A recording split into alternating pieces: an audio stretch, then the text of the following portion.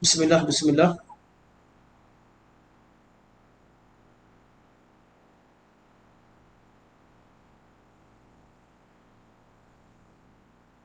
Okey, suara dengar alhamdulillah.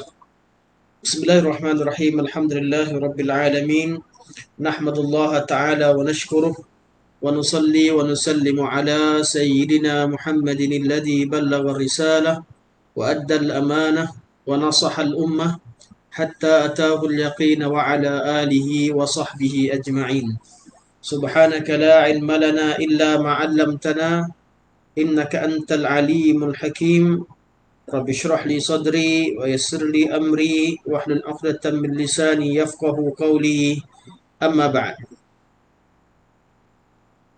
Fa inna asdaqal hadithi kitabullah wa khairal hadi hadi Muhammadin sallallahu alaihi wasallam wa syarral umuri muhdatsatuha wa kullu muhdatsatin bid'ah wa kullu bid'atin dhalalah wa kullu dhalalatin finnar. Thumma amma ba'd. Tuan-tuan dan puan-puan yang dirahmati Allah, pertamanya marilah kita merafakkan setinggi-tinggi kesyukuran kehadrat Allah Subhanahu wa taala kerana telah mengizinkan majlis ini berjalan walaupun pada peringkat awal tadi ada sedikit kesilapan teknikal yang menyebabkan suara tidak berbunyi. Namun kelas ini akan terus berjalan dan kita merafakkan setinggi-tinggi kesyukuran kepada Allah Subhanahu wa taala kerana dalam majlis ini Allah Subhanahu wa taala memilih kita untuk hadir dan duduk dan mendengar, berkongsi ilmu. Dan ini suatu nikmat yang besar yang patut kita syukuri dan kita meneruskan dan istiqamah di atas, meneruskan usaha tersebut dan beristiqamah di atasnya. Hari ini insya-Allah kita akan menyambung kuliah kita, iaitu membaca kitab Makanatus Sunnah An-Nabawiyah karangan Dr. Umar bin Muslih Al-Husaini hafizahullah.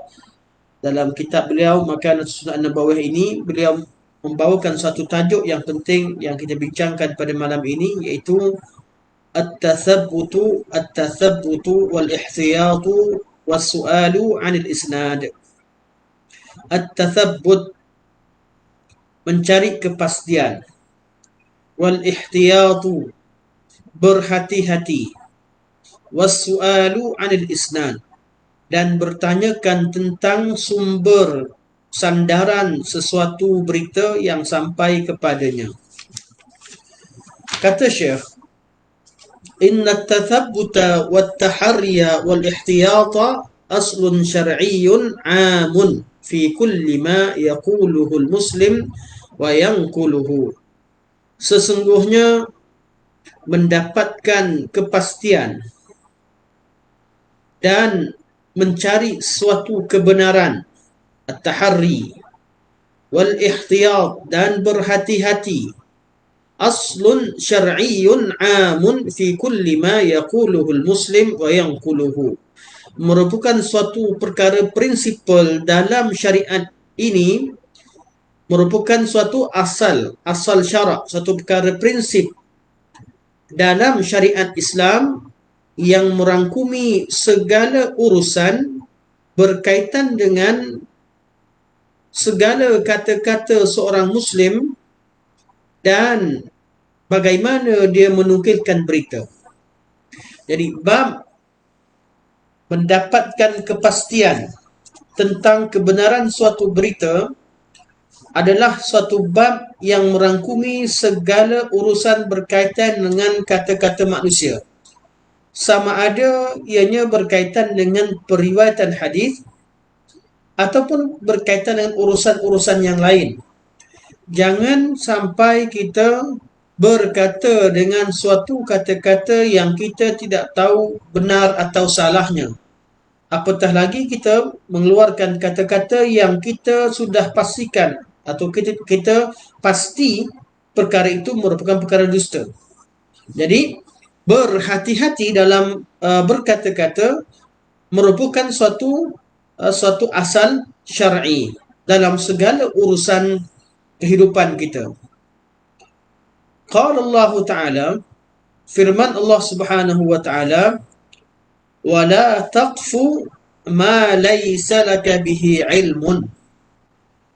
Dan jangan kamu taqfu, jangan kamu melakukan perbuatan al-qafu, iaitu jangan kamu mengikuti jejak langkah, iaitu jangan kamu meneruskan suatu perkara ma laysa laka bihi ilmun, yang merupakan sesuatu perkara yang kamu tidak mempunyai ilmu pengetahuan tentangnya.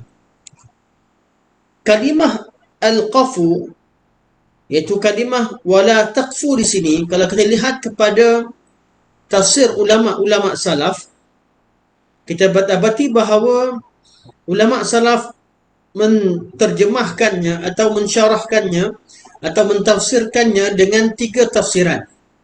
Dengan tiga tafsiran yang umum. Tafsiran pertama, mereka menafsirkan kalimah wala taqfu dengan wala taqul. Wala taqfu artinya wala taqul. Jangan kamu berkata-kata ma laysa laka bihi ilmun, dengan sesuatu yang kamu tidak mempunyai ilmu tentangnya. Ini ayat wala taqfu ma laysa laka bihi ilmun.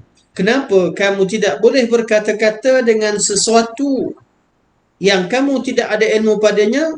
Allah terangkan, Allah sebut dengan ayat seterusnya, innas sam'a wal basara wal fuada kullu ulaika kana anhu mas'ula. Sesungguhnya pendengaran kamu, sesungguhnya pendengaran, wal basara dan penglihatan, wal fuada dan hati ataupun akal, kullu ulaika, kesemua panca indera dan anggota ini, kana anhu mas'ula, akan ditanyakan, mereka akan dipersoalkan, anhu, tentang pemiliknya. Mereka kana anhu mas'ula, pada hari kiamat yang Allah Subhanahu wa taala tanya ketika berlakunya di hari di padang mahsyar, ketika berlakunya hisab, ketika itu Allah Subhanahu wa taala memberitahu bahawa yang ditanya adalah pendengaran, bukan mulut. Allah kata, jangan kamu berkata-kata dengan sesuatu yang kamu tidak tahu tentangnya. Artinya, tidak ma laysa laka bihi ilmun. Jangan kamu bercakap tentang sesuatu yang kamu tidak ada ilmu padanya. Jadi ilmu ini, ilmu dan pengetahuan terhasil daripada panca indera. Apa yang kita katakan, apa yang kita tahu merupakan hasil daripada apa yang kita belajar. Dan kita belajar melalui pendengaran. Ini sumber ilmu yang pertama. Jalan menuju kepada ilmu adalah dengan mendengar. Pendengaran. Ataupun kita belajar dan kita ketahui sesuatu melalui penglihatan. Al-basar. Ataupun kita mengetahui sesuatu dengan cara kita menakulkan atau memikirkan sesuatu yang kita gabungkan daripada sumber-sumber yang lain, iaitu dengan menggunakan qiyas, menggunakan hati atau dengan cara pemikiran kita memahami sesuatu yang diwakili oleh al-fuad.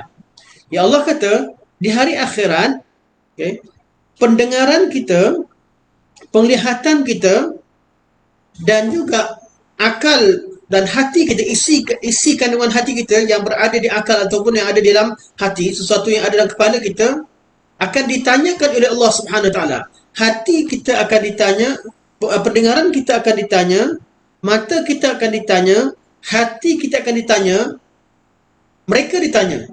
Kullu ulaika, semua mereka itu ditanya, iaitu anggota badan tadi ditanya tentang siapa? Anhu, tentang diri pemiliknya. Bukan lagi mulut yang ditanya. Kerana pada hari itu Allah sebutkan al-yawma nakhtimu ala afwahihim. Pada hari kiamat kami akan kuncikan mulut-mulut mereka. Ayat ini ditujukan kepada kaum musyrikin dan pengajarannya kepada semua, ianya walaupun ayat ini pada asal turun pada kaum musyrikin, namun ianya kembali kepada semua manusia. Kerana yang ditanya, yang menjawab ketika itu adalah amalan-amalannya. Allah sebut di sini, pada hari tersebut Allah akan tutup dan kuncikan mulut-mulut mereka. Wa tukallimuna aydihim, dan yang akan bercakap pada kami adalah tangan-tangan mereka. Wa tashhadu arjuluhum bima kanu yaksibun, dan yang akan menjadi saksi pada hari tersebut adalah kaki-kaki mereka di atas apa yang mereka lakukan. Dalam bab perlakuan, yang bersaksi adalah tangan dan kaki. Dalam ayat ini, ayat tadi, ayat surah Yasin berkaitan dengan Allah kata Allah kuncikan mulut, dan Allah tanya kepada yang bercakap dengan Allah adalah tangan dan kaki, dan mereka menjadi saksi terhadap apa yang dilakukan oleh manusia. Dalam ayat ini, iaitu dalam surah Al-Isra, Allah cerita tentang kata-kata, dosa kata-kata. Jadi Allah kata jangan kamu berkata-kata dengan sesuatu yang kamu tidak tahu tentangnya. Kerana pendengaran kamu, penglihatan kamu dan hati kamu akan ditanya. Akan ditanya di hari kiamat tentang diri kamu. Iaitu adakah kamu bercakap sesuatu melalui apa yang kamu benar-benar dengar? Adakah kamu sampaikan sesuatu daripada berita-berita yang benar-benar yang kamu nampak atau yang kamu yakin dengannya?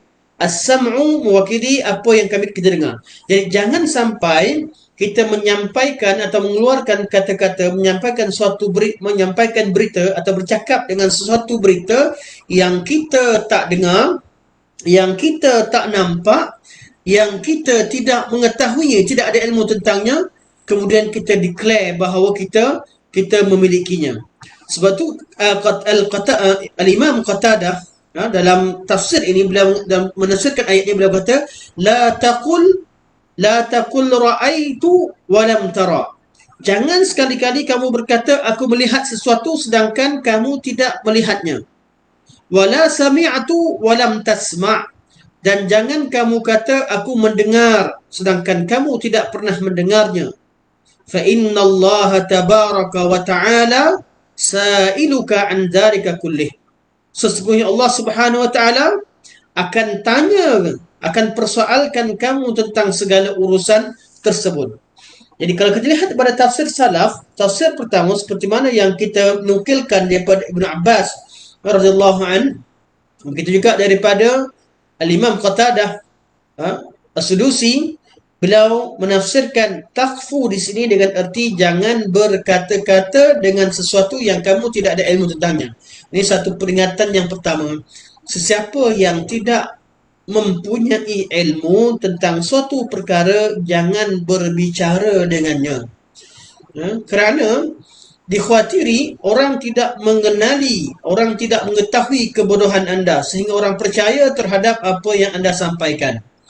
Jadi ketika kita bercakap, biar bercakap dengan sesuatu perkara yang kita tahu. Cukup kita tidak mampu membincangkan semua isu. Mungkin orang tanya kita, bila ada orang tanya pada kita mungkin jadi orang yang paling sedikit mengulas sesuatu perkara. Lebih baik daripada kita mengulas sesuatu seolah-olah kita tahu.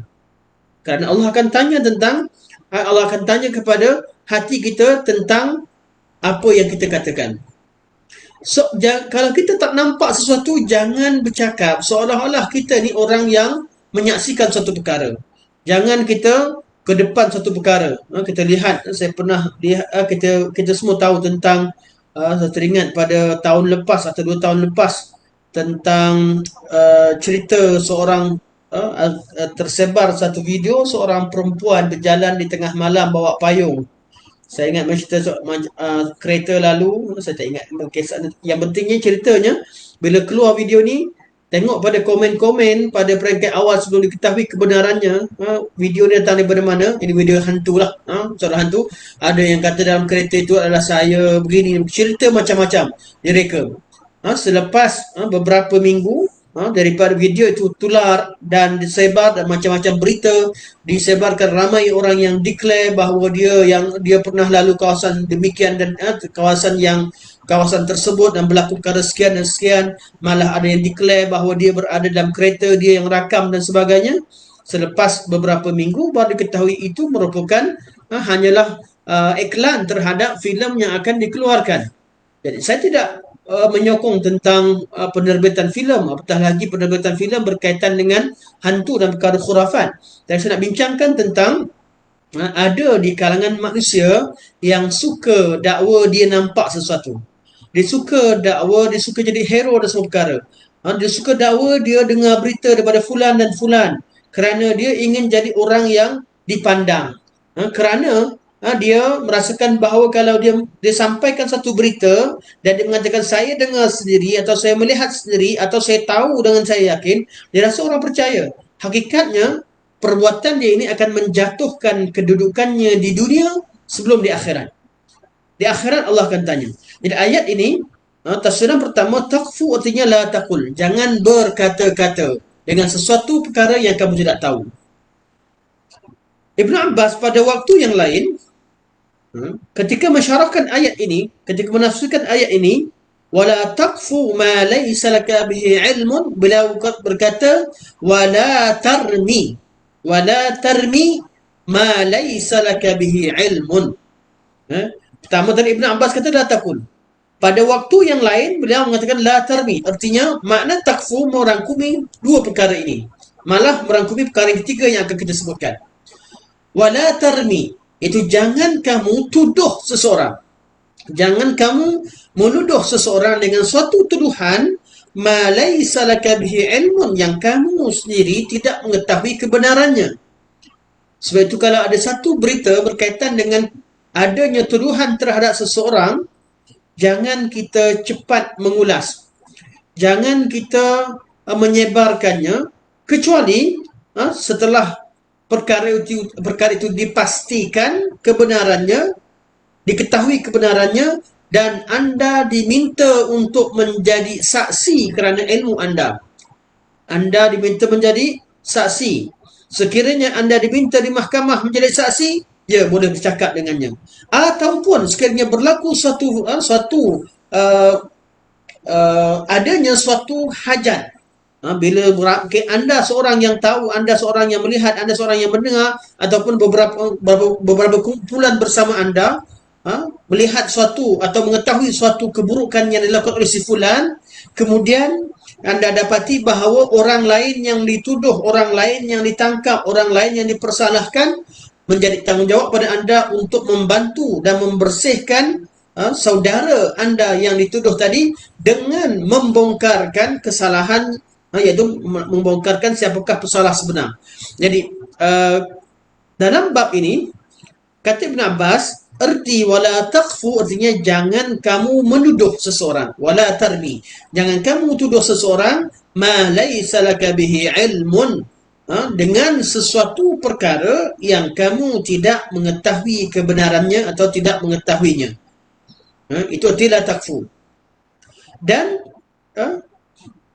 setengah daripada ulama-ulama Kufah di kalangan ahli lughah Kufah, ahli Kufah artinya kita tahu bahawa dalam kita belajar nahwu, kita dalam mempelajari bahasa Arab, kita akan dapati bahawa setengah daripada perkataan perlu dirujuk kepada ahli bahasa, dan ahli bahasa itu terkenal di negeri Iraq pada zaman tabi'in, dan mereka ini yang mengasaskan kaedah nahwu. Ada kaedah yang diasaskan oleh ulama-ulama Basriyin, dan ada kaedah yang diasaskan oleh ulama-ulama Kufah yang tinggal yang lebih dekat dengan di Badu, berada di tempat di perkampungan.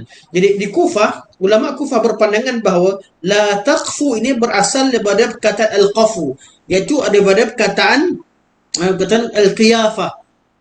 Artinya jangan kamu ikut jejak langkah, artinya jangan kamu bertindak Jangan kamu mengikut sesuatu, jangan kamu bertindak mengikut sesuatu perkara, jangan kamu bertindak dengan melakukan perkara-perkara atau mengambil tindakan dengan didasari oleh suatu perkara yang kamu tidak ada ilmu tentangnya. Ketiga-tiga makna ini terkandung dalam kalimah wala takfu. Jadi kalau orang lihat kepada kitab-kitab terjemahan, kita akan dapati bahawa sebahagian terjemahan tafsir sebut jangan kamu berkata dengan sesuatu yang kamu tidak tahu tentangnya. Setengah pada tafsir atau terjemahan sebut jangan kamu menuduh seseorang dengan sesuatu yang kamu tidak tahu dengannya. Dan setengah daripada tafsir sebut jangan kamu mengikut jejak langkah. Jangan kamu mengikut jejak langkah sesuatu yang kamu tidak tahu tentangnya. Semuanya terkandung dalam kalimah takfu. Sebab itulah Al-Quranul Karim tidak akan mampu, kalimah-kalimah Quran tak akan mampu diterjemahkan dengan mana-mana bahasa. Kerana bahasa Al-Quran itu bahasa yang sangat detail, yang sangat tepat, dan yang bahasa yang merangkumi atau mengandungi banyak makna dan semua makna itu tidak bertentangan antara satu sama lain. Wa qala ta'ala, dan Allah Subhanahu wa ta'ala berfirman, ma yalfidhu min qawlin illa ladaihi raqibun atid. Surah Qaf ayat 18. Dan ma yalfidhu min qawlin, tidaklah seseorang melafazkan suatu kata-kata illa, kecuali ladaihi, di sisinya, itu di sisi orang yang berkata tadi, raqibun atid, ada malaikat raqibun atid. Malaikat, jangan kamu, Allah kata tidak ada suatu perkataan yang diungkapkan oleh seseorang kecuali ada malaikat raqibun atid. Raqib yang sentiasa memerhatikan. Raqib. Atid yang sentiasa wujud. Tak pernah tinggalkan. Dia akan sentiasa bersama manusia tersebut. Ma yalfidhu min qawlin illa ladaihi raqibun atid. Ini adalah malaikat yang ditugaskan untuk mencatat segala perkara yang dilakukan dan diungkapkan oleh seseorang. Jadi, segala perkataan yang diungkapkan akan dicatat oleh malaikat raqibun atid. Adakah raqibun atid ini dua malaikat yang berbeza, ataupun ia malaikat yang satu malaikat, iaitu raqibun atid? Itu menjadi perbincangan di kalangan ulama. Wallahu alam,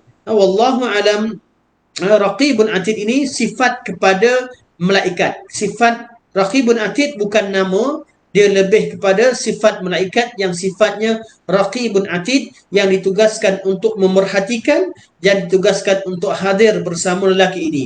Sebab itu kalau disebutkan malaikat, kalau artinya malaikat tidak masuk, kalau ada satu rumah yang bela anjing, malaikat tak masuk. Yang tak masuk itu malaikat rahmat.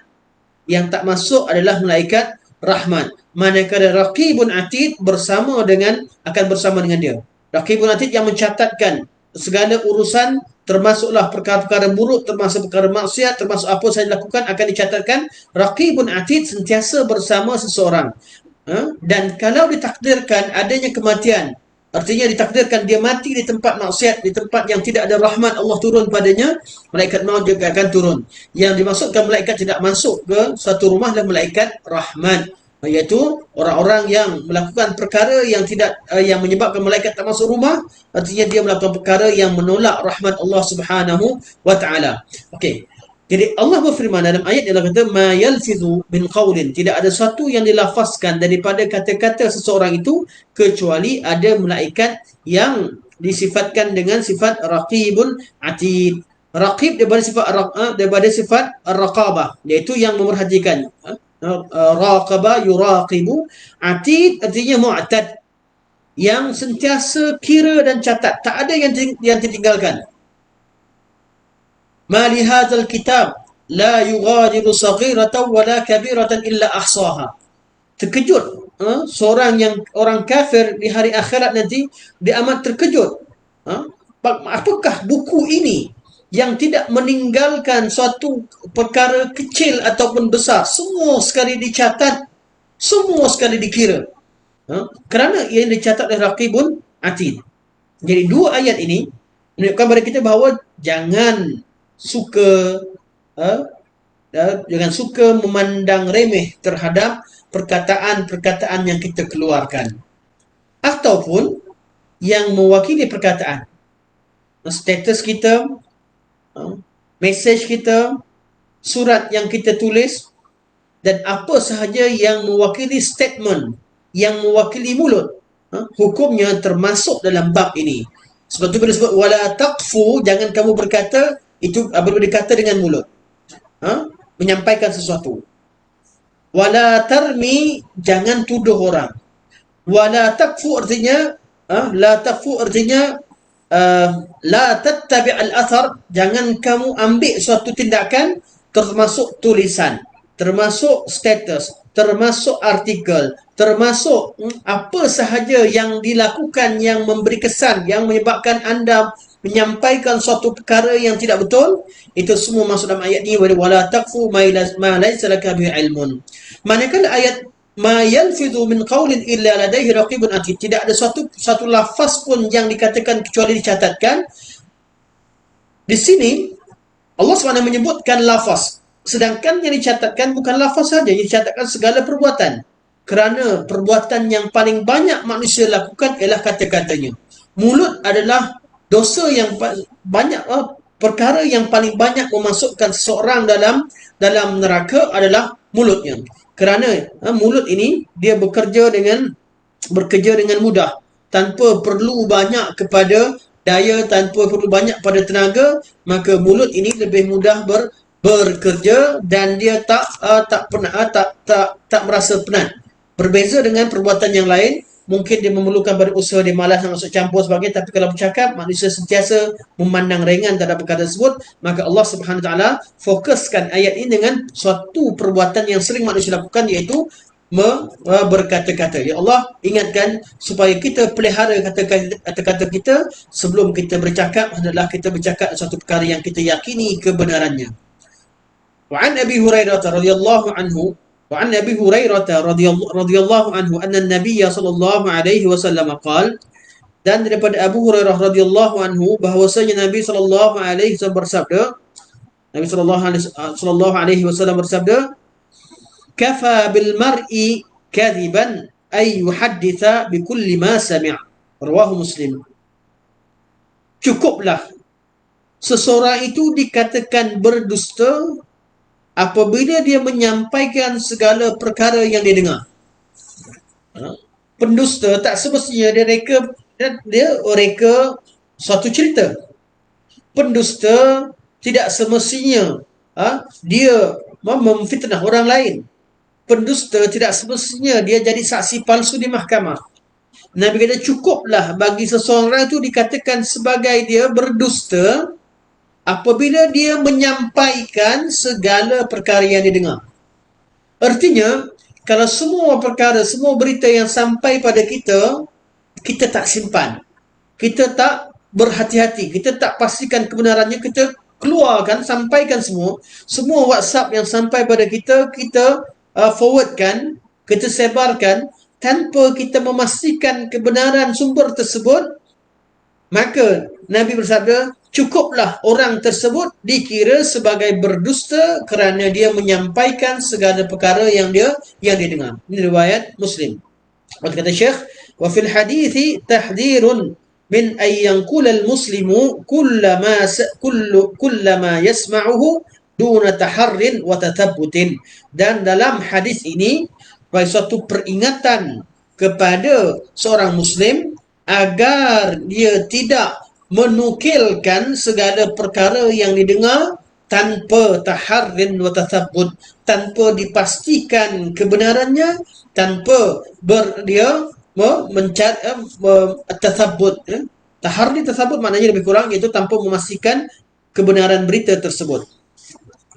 Wa an Abi Hurairah radhiyallahu anhu annahu sami'a Rasulullah sallallahu alaihi wasallam yaqul, dan daripada Abu Hurairah radhiyallahu anhu bahawa beliau mendengar Rasulullah sallallahu alaihi wasallam bersabda.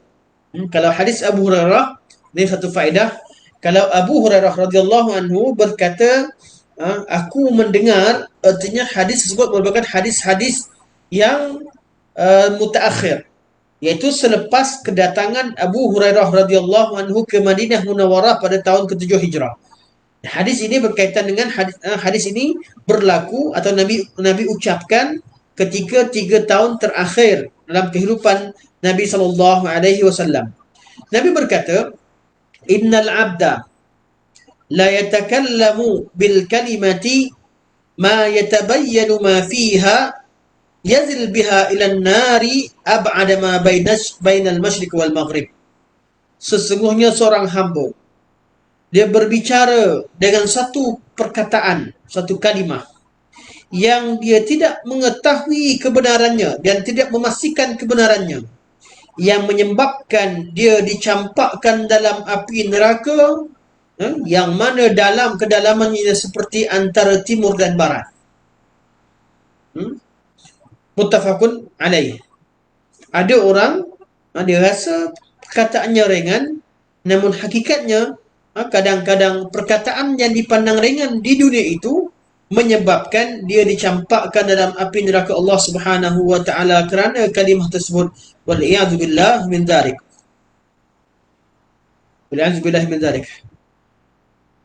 Kata Syekh, wa hadzal hathu 'ala an-nazri fi ma yatakallam bihi al-mar'u wa tubayyinuhu wa tuharri fi ma yatakallamu al-mar'u wa tabayyunihi wa taharrihi fi ma yaquluhu aw yanquluhu min kalamin nas. Dan hadis ini merupakan galakan agar berhati-hati dan melihat dahulu apa yang ingin dikatakan dan dipastikan kebenarannya sebelum dia berkata dengannya dan sebelum dia menukilkan kata-katanya untuk disampaikan kepada manusia. Ini berkaitan umum, berkaitan dengan percakapan dan menyampaikan berita secara umum. Apa yang didengar hendaklah dipastikan kebenarannya. Kemudian kata Syekh, fakaifa bima yanquluhu 'anin nabiy sallallahu alaihi wasallam. Kalau berita berkaitan dengan seorang manusia biasa dianggap sebagai suatu perkara yang sangat berat, yang perlu diperhatikan kata-katanya, perlu dipastikan kebenarannya, bagaimana dengan sesuatu perkara yang dinukilkan daripada Rasulullah sallallahu alaihi wasallam? Kalau dengan perkataan manusia sekalipun kita perlu berhati-hati, yang merupakan manusia biasa seperti kita, yang mungkin levelnya adalah mungkin levelnya lebih rendah daripada kita dari segi aspek tertentu. Bagaimana bagaimana urusannya berkaitan dengan menukilkan kata-kata Rasulullah sallallahu alaihi wasallam. Betul tak Syekh kata fa kaifa bima yanquluhu 'anin nabi sallallahu alaihi wasallam.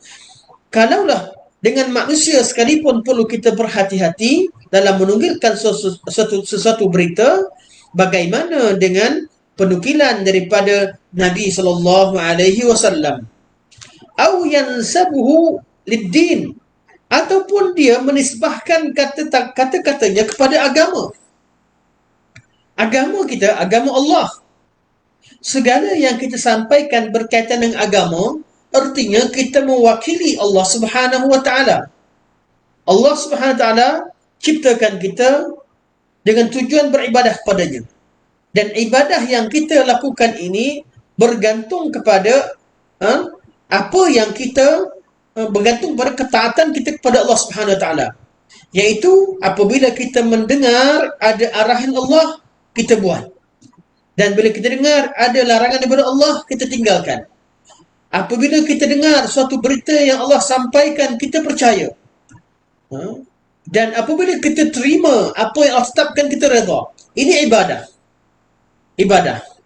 Jadi kalau ada orang berbicara tentang agama, pastikan apa yang disampaikan itu merupakan perkara yang merupakan suatu perkara sama ada dia benar-benar diperintahkan oleh Allah Subhanahu wa taala, atau benar-benar perkara tersebut memang dilarang oleh Allah Subhanahu Wa Taala, atau memang benar-benar berita tersebut diberitakan, disampaikan oleh Allah Subhanahu Wa Taala, sama ada melalui Al-Quranul Karim ataupun melalui Rasulullah sallallahu alaihi wasallam.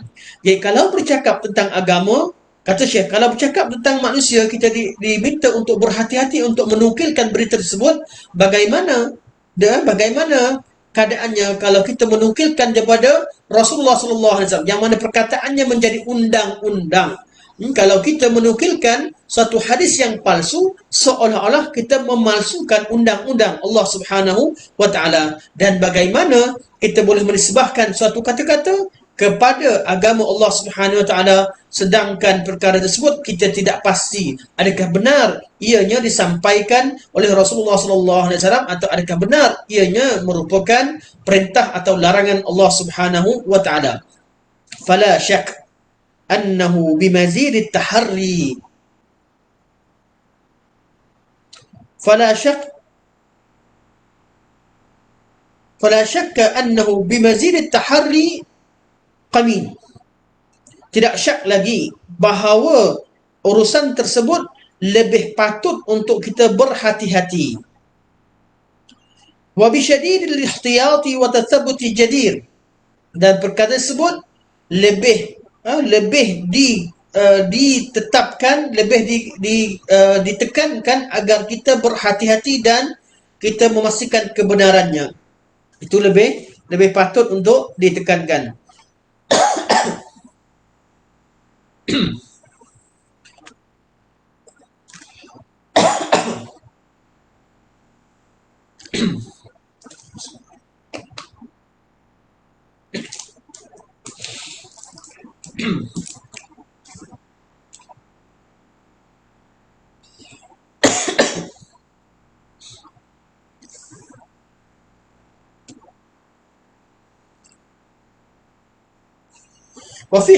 وفي حديث جابر بن سمرة أن النبي صلى الله عليه وسلم قال.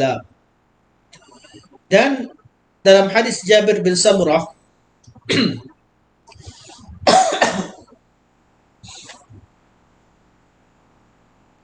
bahwasanya Nabi sallallahu alaihi wasallam bersabda,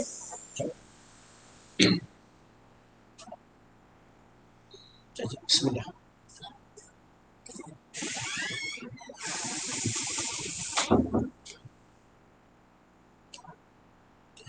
Bahwasanya Nabi sallallahu alaihi wasallam bersabda, "Man haddatha anni bihaditsin yura annahu kadhibun, fahuwa ahadul kadhibin."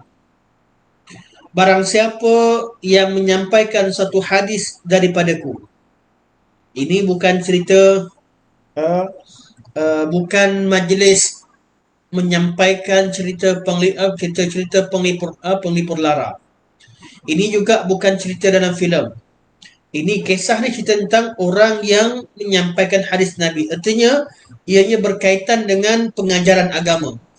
Barang siapa yang menyampaikan suatu hadis daripadaku, artinya dalam suatu majlis ilmu, atau dalam suatu perkara berkaitan dengan agama, iaitu yang bercakap. Bila orang bercakap tentang hadis ni, biasanya siapa? Orang-orang baik. Biasanya di kalangan ustaz-ustaz, di kalangan tok-tok imam, di kalangan ahli jawatan kuasa, atau di kalangan orang yang terlibat dengan urusan agama, urusan menyampaikan hadis. Orang awam jarang, orang awam katakan ini tak didengar. Jadi paling banyak menyampaikan hadis adalah orang-orang agama. Jadi kata Nabi, "Man haddatha anni", barang siapa yang menyampaikan suatu hadis daripadaku, bi hadisin yura annahu kadhibun. Dia menyampaikan hadis yang dia merasakan, dia yura annahu kadhibun. Dia rasa seolah-olah hadis ni tidak sabit. Seolah-olah hadis ni suatu hadis yang dusta. Dia tak confirm. Dia dengar satu hadis yang dalam hati dia rasa macam hadis ni tak sahih. Macam lain pula hadis ni. Nabi kata, barang siapa yang menyampaikan satu hadis dalam keadaan dia merasa sangsi, dia merasa syak, rasa syak terhadap hadis tersebut. Dia rasa syak dan dia rasa hadis, dia dalam hati merasakan hadis ini hadis yang dusta, fahuwa ahadul kadibin, maka dia yang menyampaikan juga hadis tersebut itu merupakan salah seorang daripada pendusta-pendusta. Nabi kata, kita ulang balik, barang siapa yang menyampaikan suatu hadis, dalam keadaan hadis itu dia tidak pastikan kebenarannya dengan dia berasa sangsi tentang sabitnya daripada Nabi SAW, dia berasa hadis ini hadis ini mungkin palsu, tapi dia tak pasti palsu. Dia rasa mungkin, yura. Dia rasa macam diperlihatkan atau dia merasa bahawa hadis ini palsu, tapi dia tetap menyampaikan, fahuwa ahadul kadibin, maka dia adalah salah seorang daripada pendusta-pendusta. Dia salah seorang daripada pendusta ke atas hadis Rasulullah sallallahu alaihi wasallam. Okey. Kita tengok bagaimana Syekh susun ayat Quran dan hadis ini. Ayat Quran awal semua cerita tentang segala perkataan yang sampai perlu diberhati-hati. Kemudian sedikit demi sedikit Syekh bawakan kita kepada hadis Nabi SAW. Sekarang bermula hadis Nabi. Nabi kata barang siapa yang menyampaikan hadis daripadaku, ini khas untuk Nabi SAW. Khas. Orang-orang yang menyampaikan hadis Nabi, yang mengajarkan hadis Nabi, sedangkan dia ada rasa sangsi tentang kebenaran hadis tersebut, maka dia adalah seorang pendusta kalau dia terus menyampaikan perkara tersebut. Jadi bagaimana kita nak lakukan? Hadis yang disampaikan hendaklah semuanya adalah hadis yang dipastikan kebenarannya. Sama ada ianya sahih, ataupun hadis yang hasan, atau hadis yang hasan li ghairi. Atau kalau ada keperluan, dia menyampaikan hadis dhaif dalam keadaan dia menerangkan tahap kedhaifannya.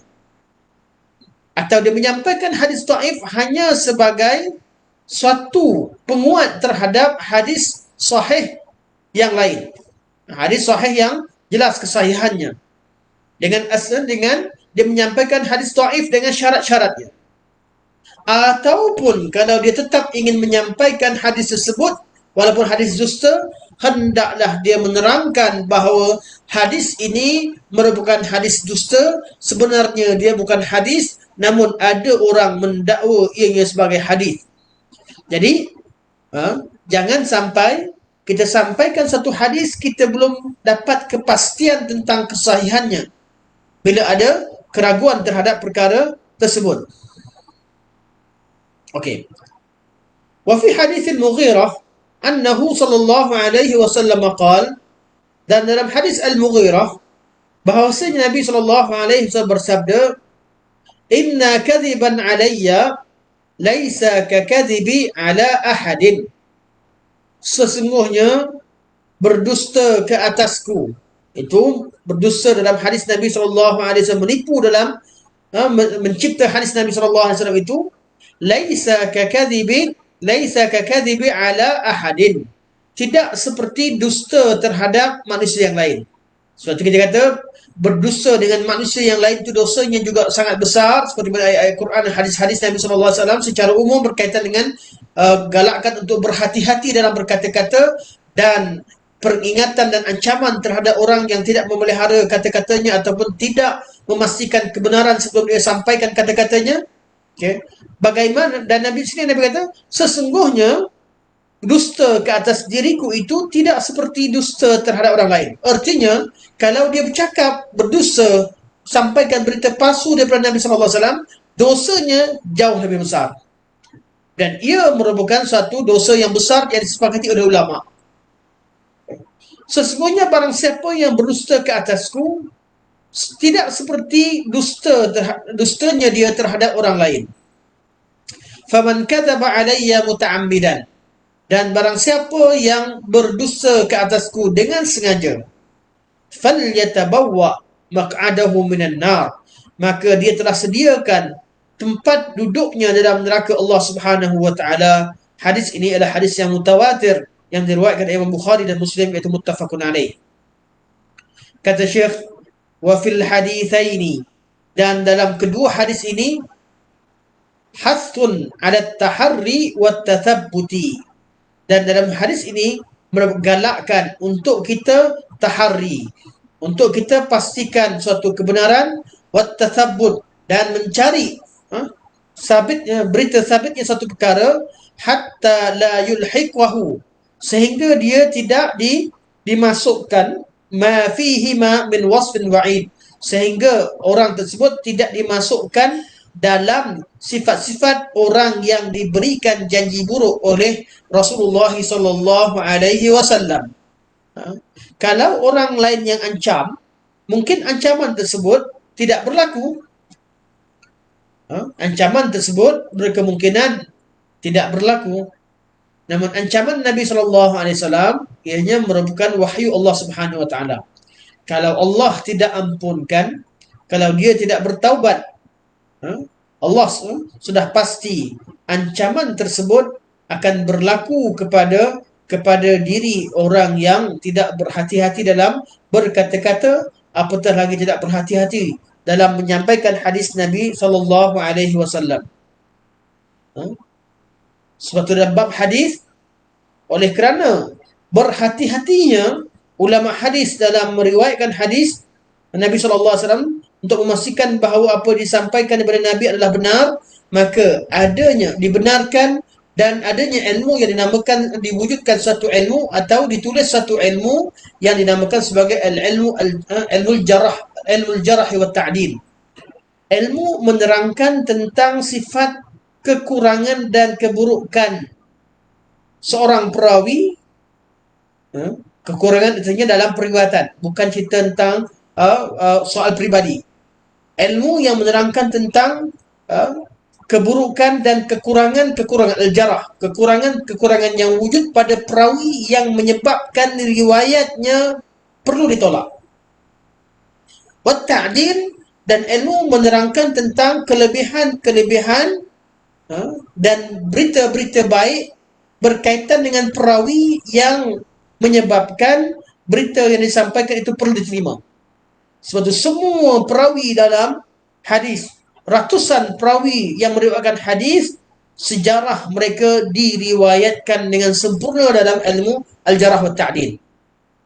Kalau ada perawi yang tak dikenali, memang tak jelas, tak tahu siapa dia, perawi tersebut dianggap sebagai perawi yang majhul, perawi yang tak dikenali. Kalau ada orang tak dikenali, hadis tersebut jatuh jadi hadis dhaif.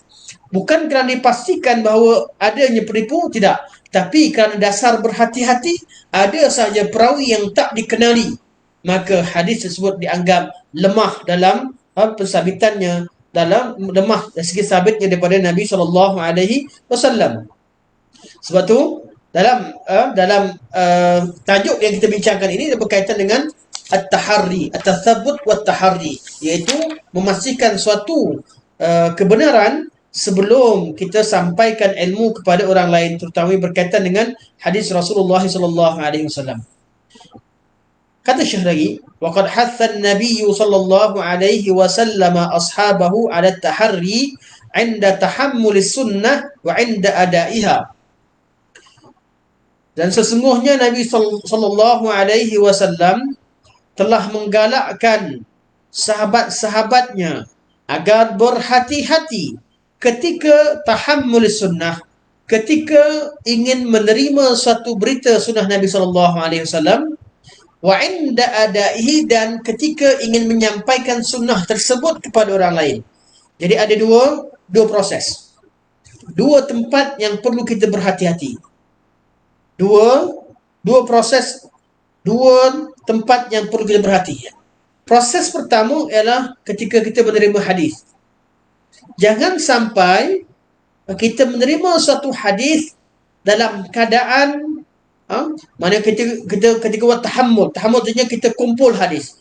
Jangan sampai kita ambil satu hadis kemudian kita hafal, kita amalkan untuk diri kita tanpa kita pastikan kesahihan hadis tersebut. Begitu juga apabila kita ingin mengajarkan, tadi kita menerima, kita belajar. Bab ini bab macam mana kita nak pilih. Pertama sekali pilih guru. Itu perawi hadis tersebut. Pilih guru. Kemudian belajar mengetahui, belajar ilmu-ilmu yang dapat membezakan antara yang benar dan yang salah. Kemudian ketika ingin menyampaikan, perlu Si penyampai berhati-hati dalam menyampaikan berita. Di proses berhati-hati dua proses. Pertama, ketika kita belajar berhati-hati dan menerima satu hadis yang dinamakan sebagai ketika waktu tahammul. Ketika kita menerima satu berita atau satu hadis Nabi sallallahu alaihi wasallam. Dan kali kedua ialah ketika dia mengajarkan, hendaklah kita rujuk semula dan pastikan bahawa apa yang kita sampaikan tersebut benar-benar ianya merupakan perkataan Nabi sallallahu alaihi wasallam. Nabi bersabda, "Naddarallahu imra'an." Allah Subhanahu wa taala memberikan cahaya kepada wajah seorang manusia, seorang lelaki. Bila cahaya ni? Cahayanya di dunia dan di akhirat. Cahaya bagi orang yang menghafal hadis Nabi sallallahu alaihi wasallam, yang belajar hadis dan menyampaikannya, Allah berikan nur pada cahaya pada wajahnya. Di dunia dapat dilihat nur daripada wajahnya, dan di hari akhirat wajahnya bersinar-sinar. Nabi kata, "Naddarallahu imra'an." Allah menjadikan wajah seorang lelaki itu bercahaya. Kenapa? Sami'a maqalati. Dia mendengar kata-kataku. Mendengar kata-kataku. Fawa'aha. Maka dia betul-betul memerhatikannya dan menghafalnya. Fawa'aha artinya dia betul-betul hafal. Bila dengar, Nabi kata, Allah memberikan cahaya pada wajah seorang lelaki. Apabila dia mendengar kata-kataku, dia cuba menghafal, dia cuba mengulang, dia cuba mengingatinya dengan sebenar-benarnya, yang disebutkan dengan fawa'aha. Fa'addaha kama sami'aha. Maka dia pun sampaikan hadis tersebut sebagaimana dia dengar. Farubba muballighin aw amin sami'. Farubba muballighin aw amin sami'. Berkemungkinan, kenapa perlu sampaikan seperti kamu dengar? Berkemungkinan orang yang kamu sampaikan berita tersebut lebih memahami perkataanku daripada orang yang dengar langsung daripada aku. Okey. Balik kepada hadis ini, kata Syekh, dalam hadis ini mengandungi dua perintah untuk berhati-hati dan mencari kebenaran sebelum kita menerima atau sebelum kita menyampaikan. Pertama kata Syekh, fataharri wa tathabbutu 'inda tahammuli fi qawlihi sallallahu alaihi wasallam fawa'aha. Perintah untuk kita berhati-hati dalam menerima suatu hadis terdapat dalam kata Nabi sallallahu alaihi wasallam fawa'aha, iaitu bila seorang mendengar hadis Nabi, mendengar kata-kataku, maka dia fawa'aha, maka dia benar-benar dia betul-betul perhati dan hafalkan. Ini berhati-hati. Jangan dengar hadis Nabi sekali imbas pun sampaikan, tidak. Dengar hadis Nabi, wa'aha, cuba hafal dan cuba ingat betul-betul. Ini nama fawa'aha. Wattaharri wa tathabbutu 'inda al-ada'i fi qawlihi sallallahu alaihi wasallam fa'addaha kama sami'aha. Dan berhati-hati dan mendapatkan kepastian ketika menyampaikan itu disebutkan dalam hadis Nabi sallallahu alaihi wasallam dalam perkataannya fa'addaha kama sami'aha, iaitu dia menyampaikan berita tersebut seperti mana dia dengar daripada Nabi sallallahu alaihi wasallam. Dan dalam hadis ini disebutkan bahawa Allah SWT memberikan cahaya kepada wajah seorang lelaki yang mendengar hadis Nabi dan dia cuba menghafalnya dengan sebenar-benarnya supaya dia tak salah dengar dan tak salah faham. Fawa'aha, hafal betul-betul, faham betul-betul. Kemudian dia menyampaikannya kepada orang lain. Menyampaikan seperti dia dengar. Fa'addaha kama sami'aha, iaitu dia berhati-hati dan menyampaikan agar apa yang disampaikan sama seperti apa yang didengar. Jadi dia dah cuba faham betul-betul, cuba faham betul, cuba hafal dan sampaikan. Kemudian sampai kepada orang lain.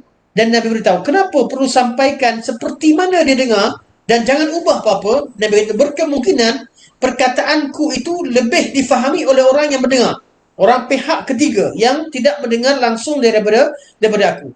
Sebab perkataan Nabi SAW mengandungi banyak makna. Kadang-kadang bila seseorang mendengarnya, dia memahami yang satu aspek. Namun bila disampaikan kepada orang lain, orang yang mendengar itu dapat memahami dan dapat menangkap adanya isi kandungan yang lain yang mungkin tak difahami, atau orang yang mendengar pada peringkat awal tidak perasan terhadap isi makna tersebut. Maka hadis perlu disampaikan seperti mana apa yang disampaikan oleh Nabi SAW. Okay, sampai sini dulu. InsyaAllah kita akan sambung pada kelas akan datang, iaitu pada hari Isnin jam 9:30 malam insyaAllah. Ini saya lihat, saya akan rujuk tengok kepada soalan-soalan yang tuan-tuan sebutkan sekiranya ada soalan. Okay, sound clear. Alhamdulillah. Okay, ada soalan? Okay, Ustaz, semasa daripada Tuan Safar. Ustaz, semasa seorang sahabat menjaga Baitul Mal didatangi oleh jin atau syaitan, tak boleh kita kata hantu je? Oh, ini soalan tentang hantu. Okey, apa beza hantu dengan syaitan? Ini soalan bagus ni. Hantu dengan syaitan. Jadi kata, kalau seorang sahabat sedang jaga Baitul Mal, iaitu hadis seperti hadis Abu Hurairah radhiyallahu anhu, beliau ditugaskan untuk menjaga Baitul Mal, kemudian datang syaitan untuk mencuri tamar. Jadi hadis ini dirujuk oleh Tuan Safar. Jadi yang datang itu, syaitan itu, boleh tak dikatakan sebagai hantu? Ya, semua hantu adalah syaitan. Semua hantu adalah syaitan, iaitu jin-jin jahat. Jadi hantu wujud tidak, sebenarnya dikatakan hantu adalah jin dan syaitan yang mengganggu manusia yang boleh berupa, dan tidak mustahil kalau itu berlaku. Cuma persoalannya, apa makna hantu? Apa makna hantu?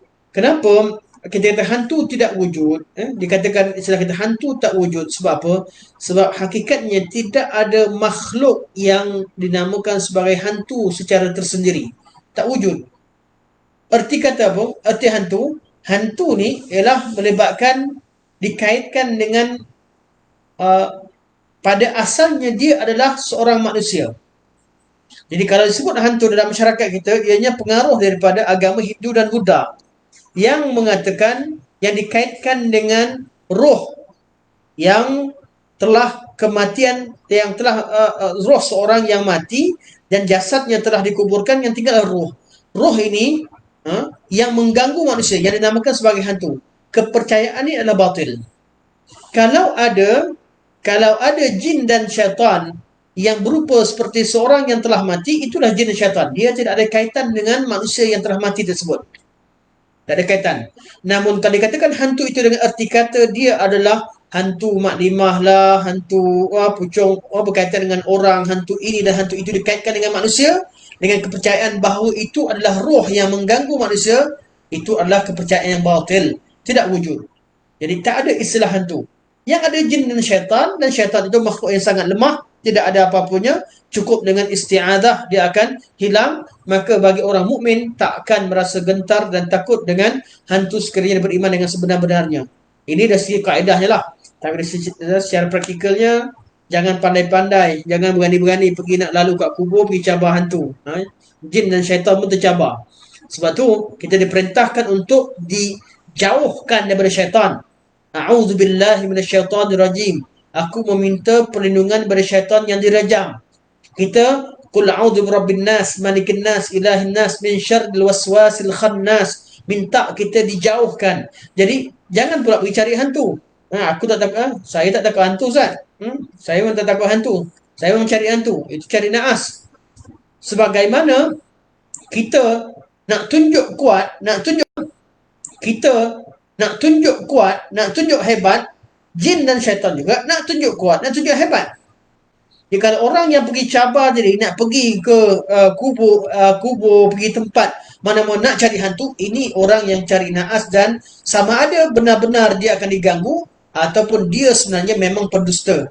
Dia sebenarnya memang pendusta. Banyak cerita-cerita, banyak klip-klip di YouTube adalah daripada orang pendusta-pendusta yang mendakwa dia jumpa hantu dan rakam dan bercakap dengan hantu sebagainya. Ini ialah tidak syak lagi mereka adalah pendusta. Okey. Jadi hantu dengan arti kata dia adalah roh manusia yang meninggal, itu tak betul, kerana dalam akidah Islamiah roh manusia seorang itu meninggal, dia kembali ke rahmatullah, dan dia roh tersebut akan pergi ke alam barzakh dan tidak ada kaitan dengan alam dunia. Tak ada kaitan dengan alam dunia. Jadi apa yang berlaku hakikatnya? Berlaku hakikatnya yang datang mengganggu manusia itu hanyalah jin dan syaitan, dan dia bukanlah hantu dan erti kata dengan fahaman seperti masyarakat kita yang mengaitkannya dengan roh-roh tertentu. Okay. Soalan seterusnya.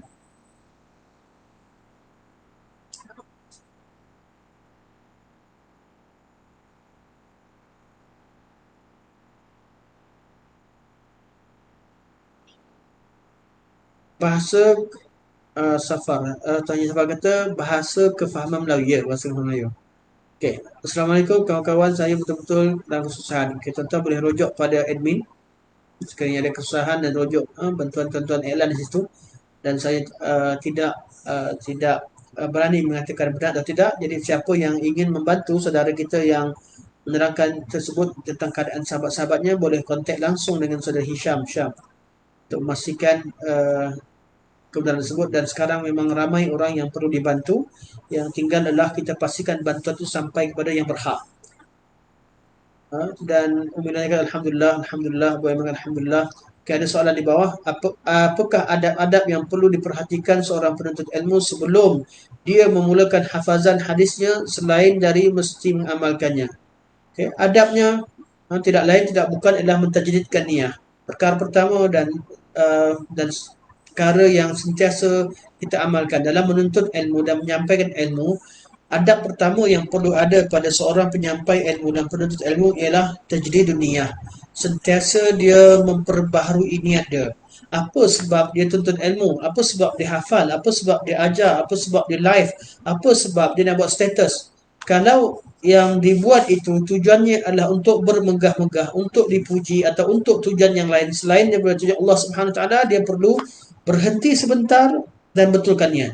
Perlu bersihkan hatinya, dan bila tiap-tiap kali kita menyampaikan ilmu, sama ada ketika kita mengajarkan di masjid atau ketika kita live atau ketika kita nak buat status sebagainya, kalau kita merasakan bahawa kita sampaikan perkara tersebut dalam keadaan memang kita ada perasaan nak ingin menunjuk-nunjuk, ingin diangkat dan sebagainya, ingin dipuji, berhenti dulu.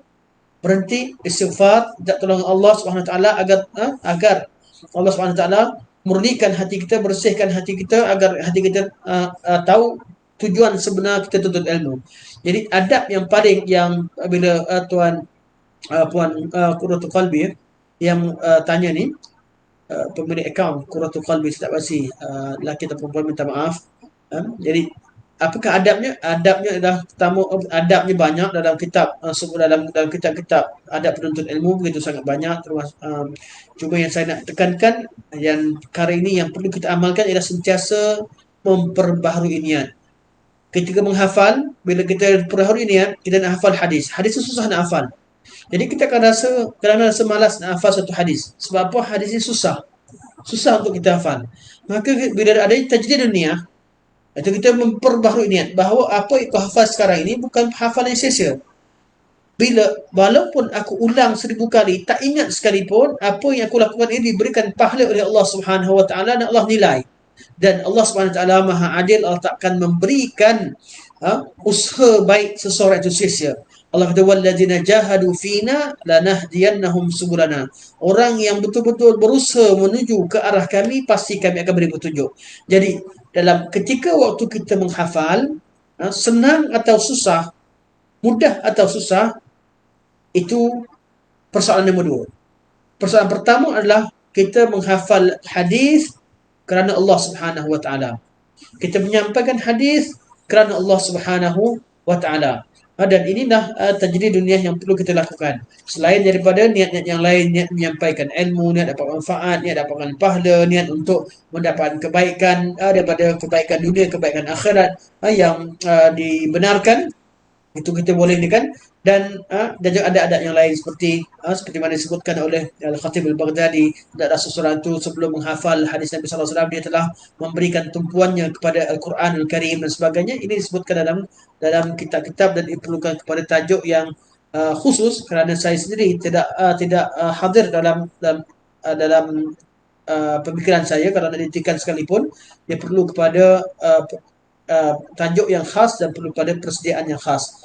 Cuma tajuknya itu persoalannya sangat luas. Cuma saya fokuskan kepada tajrid dunia, apa yang saya mampu katakan. Wa jazakum khairah.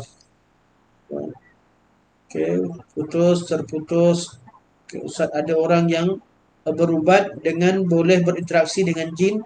Betul ke tu Ustaz? Bagi penjelasan sikit, jazakallah khairan. Orang berubat, dia bercakap, kalau benar-benar dia bercakap dengan syaitan, kalau betul-betul syaitan yang wujud itu, dia tidak mustahil dia bercakap dengan yang dia bercakap itu dengan syaitan, namun perbuatannya yang bercakap dengan syaitan itu suatu perkara yang salah. Kita tidak dibenarkan untuk dalam berubat untuk bercakap dan bawa syaitan berbincang, kecuali dengan kadar keperluan untuk adanya hajat yang mendesak. Ada hajat keperluan. Bukan kita ajak jin bercakap dan berborak dan sebagainya, kerana jin yang berada dalam badan manusia itu dia telah melakukan satu perkara yang mungkar dan dia perlu diminta untuk keluar daripada badan seseorang, dan dia tidak boleh mengganggu manusia. Dan orang yang mengajak jin untuk bercakap dengannya, dia seolah-olah reda dengan perbuatan jin tersebut. Jadi apa yang dilakukan kalau ada orang berinteraksi dengan jin? Apa itu interaksi? Kalau interaksi, ajak bercakap dan tanya tentang segala perkara berkaitan dengan alam jin begini begitu, ambil peluang untuk tahu tentang bagaimana alam jin. Ini suatu perkara yang batil. Kenapa? Pertama, kita redha dengan perbuatan jin atau syaitan yang masuk dalam badan manusia. Yang kedua, kita bercakap sekarang, orang yang orang berubat tadi bercakap dengan syaitan. Itu bukan. Sedangkan sesama manusia, kita perlu berhati-hati. Malah sesama ulama yang menyampaikan hadis Nabi SAW, perlu kita berhati-hati untuk menerima berita daripada dia. Di kalangan manusia yang kita kenal, malah di kalangan ahli ilmu, malah di kalangan orang-orang yang memang diketahui kesalehannya tapi tetap dipastikan kebenaran kata-katanya. Bagaimana yang orang yang bercakap dengan syaitan, yang sudah pasti dia adalah syaitan, bercakap dengan jin yang dia memang jin yang jahat, dan kalau dia baik, dia tak akan masuk dalam badan manusia.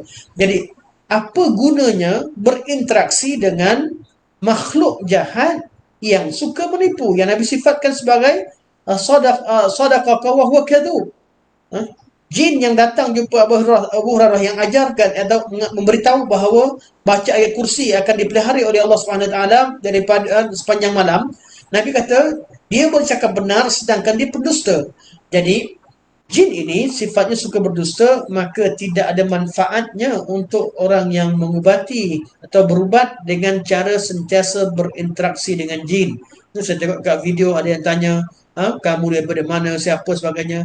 Dan macam-macam lah soalan ditanyakan kepada jin atau syaitan tersebut. Kalau betul jin dan syaitan itu betul-betul jin syaitan, maka tetap perbuatan orang yang ruqyah tadi salah, kerana dia telah melakukan satu perkara, telah redha dengan kemungkaran yang dilakukan oleh jin tersebut. Dan yang kedua, dia menerima berita yang disampaikan oleh syaitan. Sedangkan berita tentang perkara gaib, keperluan terhadap perkara gaib hanya perlu keperluan terhadap perkara gaib ini hanya perlu keperluan terhadap perkara gaib telah pun sempurna disampaikan oleh Rasulullah sallallahu alaihi wasallam. Soalan seterusnya daripada saudara Iqbal juga. Jazakallah khair Ustaz. Semoga jazakum khairan hayakumullah. Semoga bermanfaat. Allahumma amin. Tapi mereka kata untuk mereka dakwa untuk keluarkan jin. Untuk keluarkan jin bukan dengan interaksi kita. Keluarkan jin dengan kalimah Allah Subhanahu Wa Taala. Kita bercakap dengan jin, kata-kata kita tidak memberi kesan pun dengan jin. Kata-kata manusia tidak memberi kesan pada jin. Yang memberi kesan kepada jin itu untuk cepat keluar adalah kalimah-kalimah Allah Subhanahu Wa Taala. Hakikatnya orang yang berubat dan banyak bercakap dengan jin, dia memberikan kerehatan dan keseronokan kepada jin dan syaitan. Suatu kalau berubat, dicakap boleh dengan sekadarnya, dengan kadar hajat untuk mengetahui suatu perkara yang sangat penting yang tidak ada jalan lain kecuali berbicara. Ataupun bercakap dengan tujuan untuk menghalau. Semata-mata memang untuk keluarkan. Itu saja, bukan dengan cerita sebab dengan detail, dan itu perkara yang tidak benar dan tidak sabit. Tidak sabit mana-mana perbuatan salaf mereka berbicara dan berbincang dengan jin, dan itu perkara yang tidak bersesuaian dengan kaedah ruqyah syariah. Wallahu alam. Soalan lagi daripada saudara Muhammad Iqbal, dalam FB dan YouTube banyak ustaz-ustaz yang buat ustaz, dan view sampai beribu yang tengok. Kalau wallahu alam, saya tak dapat nak komen kerana saya tak melihat dengan sendiri. Sebab saya tak kata berinteraksi itu haram 100%, tidak. Tapi masalahnya tidak ada. Dan berinteraksi bagaimana? Kalau berinteraksi benar-benar dengan sekadar hajat, kadar hajat yang diperlukan, maka ianya boleh. Tapi kadar hajat itu perlu dengan kadar darurah. Kadar darurat. Apa nasihat untuk mereka atau family member Ustaz? Okey, nasihat saya untuk semua yang ingin melakukan ruqyah, sebelum kita terlibat dengan ruqyah, sama ada ruqyah diri kita ataupun meruqyah keluarga kita atau meruqyah orang lain, hendaklah kita membaca panduan ruqyah yang diajarkan oleh ulama-ulama sunnah kita. Banyak kitab-kitab yang membincangkan tentang ruqyah. Tuan-tuan boleh rujuk, boleh tengok. Antara sekarang tak hadir dalam kepala saya. Sebenarnya ada simpanan saya banyak, tapi tak hadir kerana mungkin sekarang saya tak ingat. Namun terlalu banyak kitab-kitab yang membincangkan tentang ruqyah sunnah, cara Nabi SAW, cara sahabat dan cara ulama lain, dan panduan-panduan dalam ruqyah. Okey. Ya. Maknanya apakah nasihat untuk bagi mengelakkan kepercayaan seperti itu? Okey. Oleh kerana soalan ni dan kita live, saya rasa tuan-tuan tak rasa keberatan untuk saya ambil masa sedikit, kerana kita live. Bagi siapa yang sekarang ada urusan, tuan-tuan boleh lebih mudah untuk tinggalkan video sahaja. Tak sama seperti kita belajar secara offline.